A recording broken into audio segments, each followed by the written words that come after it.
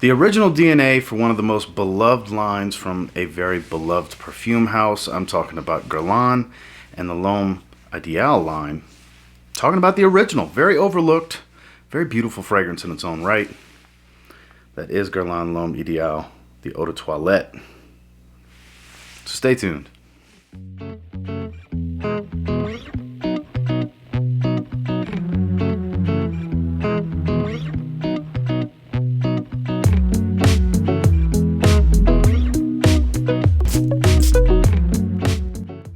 So I do not have the box anymore. This was before I really started keeping the boxes that I got this bottle. But we can take a look at the bottle. This is the original. Has that kind of apple juice color type of hue to the juice. This is back when they painted the sides. It's black all the way around. Guerlain logo on the top. Does click into place. Has the sticker on the front, name of the fragrance. On the back side, there's nothing. On some of them, they do have a print on the other side of the sticker. And you do have some batch code information on the bottom. Guerlain logo stamped into the top of the atomizer. If I can get it to focus just one time for me, that would be just fantastic. There we go. And then it is a very solid atomizer. Distributes very well. Let's get into this scent. So I have the notes on screen for you guys. So not the most complex fragrance out there.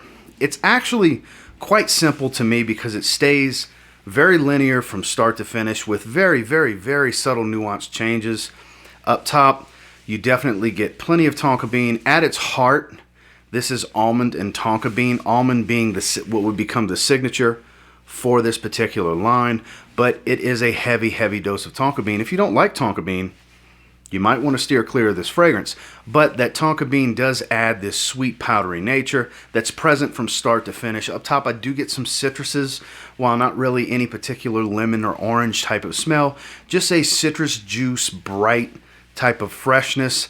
There is a little bit of that orange blossom that's detectable for me in the top, but that tends to fade pretty quickly because once those citruses burn off after about 20 or so minutes, they don't really last long.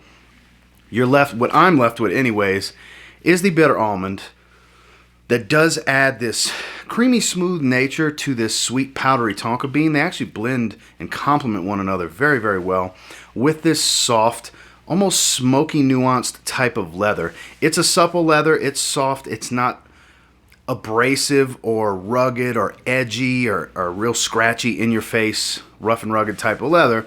I know that was a lot of different ways to describe the leather, but it's soft and smooth, and like I said, I do get a little bit of a smoky nuance. I know people have said in the past that they do get a little bit of the cherry that's in the eau de parfum. I don't really pick up any cherry nuance or cherry sweetness. It's mainly just tonka bean and citrus for me is the only forms of sweetness I get at all, but I do get the basis for what some of my favorite flankers in this line tend to represent, being the eau de parfum, which takes this, dials up the sweetness, and then adds a little bit more heavy dose of the, it's cherry sweetness, and I get a little bit more leather than what's available in the eau de toilette. Whereas with the L'Intense, which is actually my personal favorite, there's a smoke accord that's added there, and the leather is heightened even more. While the cherry, I do detect a little bit in that one. I don't get it in this one. There's kind of two ends of the spectrum between this, the eau de parfum, and then the L'Intense. I feel like the sweetest is going to be the eau de parfum, this being the second sweetest, and the more darker nuance, more evening appropriate version being the L'Intense. All in all, very lovely smell. The quality is there. I know there's always that ongoing argument of, is this niche, is this designer? The way I look at it is, it's Guerlain. It's just high quality, and that's all that really matters at the end of the day. So the scent on this one, magnifique, A1, very overlooked. In terms of performance, so this one's a tricky one because I do get a little bit better performance out of others in the line. I do get a little bit less out of the fresher ones. This one kind of falls somewhere in the middle in that 6 to 7 hour range. 8 hours on a really good day, but mainly 6 to 7 hours in longevity, which is totally fine for me. This one can be had for a really good price online still. When I got it a couple of years ago, it was like $35 I paid for this 100 ml. A little bit more than that now. but not much more. You can still find in that 50-ish realm, $40 to $50 range, depending on the size of the bottle and where you get it from. Worth every penny at that point. Projection here is very pronounced, very noticeable. Not room-filling, crazy beast mode type of projection where everyone within a 10-foot radius is going to smell you, but within an intimate area a few feet out from your skin, people will be able to smell you pretty easily for a few hours. Into the 2 to 3 hour mark, really, I find projection is at its strongest. It's at its peak. That's where it's really reaching out, maybe arm's length, maybe a little bit better depending on your skin chemistry. It's about arm's length type of stuff for me with projection. Then it starts to sit close to the skin while still reminding you throughout the lifespan of what's remaining for the fragrance oils on my skin. It'll still remind me it's there. I will get wafts. This does add a gorgeous sweet aroma off of my skin, and I feel like the performance is right in that sweet spot for the scent profile. I know some may want maybe, 8-9 hours out of it, and some of you may get 8 to 9 hours out of it. I get 6 to 7, which I find is perfect. That's right in the sweet spot. 6 to 8 hours is kind of the sweet spot for me on fragrances that don't fill a room. And the projection on this one, I think, suits the scent profile perfectly, because when it comes to fragrances that are this sweet, I don't think you want it to be some loud, obnoxious, room-filling fragrance. I think you want to grab attention and pull people in. And I think the performance on this one is just right for that. Overall, if you're going to buy the others in the line, I think this is a must-buy. In my personal opinion, I believe you have to appreciate the original DNA to really fully understand where they were going with some of the flankers in the line, especially ones like the Ideal line that tend to stick to the core DNA of what the fragrance line is about. This fragrance line is one of the best at not veering too far off the path and taking the original's DNA and tweaking versions of this fragrance instead of doing kind of like what La Nuit de l'Homme and L'Homme have done over, with those two lines from YSL over the years, where now the flankers have been much more closely related to said originals. Even though La Nuit de l'Homme is technically a flanker of L'Homme, Bleu Electrique, much better representation of the original La Nuit de l'Homme.